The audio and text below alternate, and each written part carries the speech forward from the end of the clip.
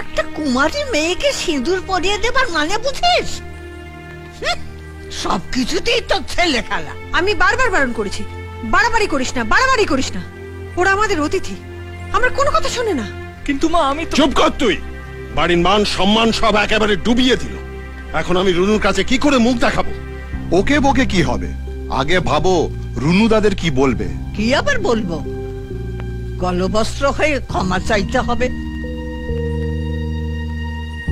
আচ্ছা দাদা, রুনুদা তো অ্যানার জন্য পাত্র খুঁজছে। যদি কি বলছো ঠাকুরপো? অ্যানা বিলেতে মানুষ, তেলে জলে মিশ খায়। হ্যাঁ খায়, তেলে জলে মিশ খায়, আলবাত খায়, তরকারিতে খায়। সরি রুনু, আমার ছেলের জন্য আমরা সবাই মিলে তোর কাছে ক্ষমা চাইছি। এমনটা আর কোনোদিন হবে না। নিশ্চয়ই হবে। তুই ঠিক করে দেবে নাকি কি হবে না হবে? মানে ভাগ্যিস তোর ছেলে ওই কাণ্ডটা ঘটিয়েছিল। আচ্ছা মা, আপনি বলুন, ভগবান কার সঙ্গে কার মিল করিয়ে দেন তা কি আগে থেকে বোঝা যায়? ওরে রাত যা করেছে সে তো ভগবানের কারসাজি রে। হ্যাঁ রে, ঠাকুর আমায় চোখে আঙুল দিয়ে পথ দেখিয়ে দিয়েছেন। ওদিকে দুর্গা খুঁজে পেয়েছে শিবকে, আর আমি আমার জামাইকে। আরে হাঁ করে দেখছিস কি বেটা? আয় আয়, মিষ্টি খা, মিষ্টি খা, মিষ্টি খা।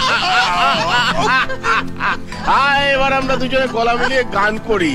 মোরা দুজনায় হলাম বেয়াই।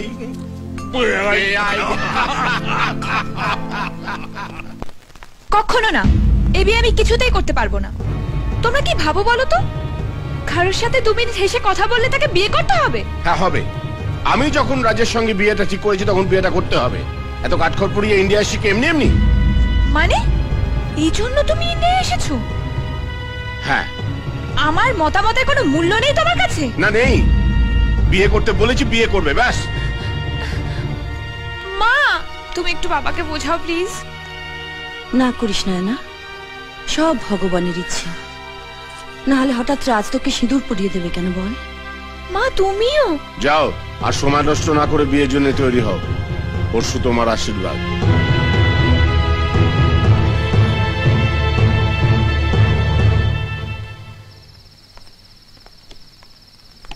হ্যালো দাদা। Hi Anna, enjoying India? Damn your India. আমি একটা প্রবলেমে ফেসে গেছি দাদা। কি? বাবা এখানে আমায় নিয়ে এসে বিয়ে দেওয়ার জন্য জোর করে একটা বিয়েও ঠিক করে ফেলেছে। Wow, congratulations. এটা একই মারার সময় নয় দাদা, তুই সিচুয়েশনটা বুঝতে পারছিস না। আমি আজ রাতে ইন্ডিয়া থেকে পালাচ্ছি। আরে পাগলামি করিস না, তোকে যেটা বলছি সেটাই কর।